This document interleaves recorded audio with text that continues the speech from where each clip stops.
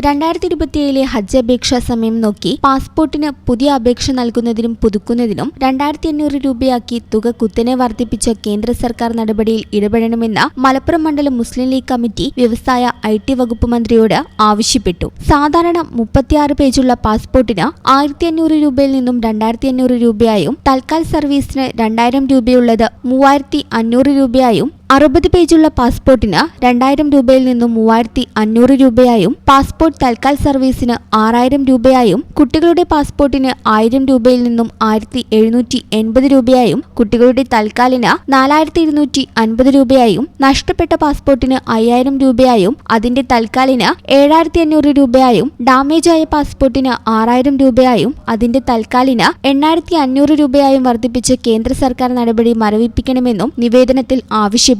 മലപ്പുറം മണ്ഡലം മുസ്ലിം ലീഗ് കമ്മിറ്റിയുടെ നേതൃത്വത്തിൽ ജനറൽ സെക്രട്ടറി PA സലാം, സെക്രട്ടറിമാരായ MP ഒറീസ Muhammad, advocate NK Majeed, vice പ്രസിഡന്റുമാരായ AM Abubakar, treasurer KV Muhammad Ali തുടങ്ങിയവരാണ് നിവേദക സംഘത്തിൽ ഉണ്ടായിരുന്നത്. തികച്ചും ന്യൂനപക്ഷങ്ങളോടുള്ള കടുത്ത അവഹേളനമാണ് ഹജ്ജ് അപേക്ഷാ സമയത്ത് ഇത്തരത്തിൽ ഫീസ് വർദ്ധിപ്പിച്ചതെന്ന് PK കുഞ്ഞാലിക്കുട്ടി പറഞ്ഞു. ബന്ധപ്പെട്ടവരെ ഗൗരവപൂർവ്വം വിഷയം ധരിപ്പിച്ച് നടപടിയിൽ നിന്നും പിന്മാറാനും വർദ്ധിപ്പിച്ച നിരക്ക് മരവിപ്പിക്കാൻ ആവശ്യപ്പെടുമെന്നും PK കുഞ്ഞാലിക്കുട്ടി കൂട്ടിച്ചേർത്തു.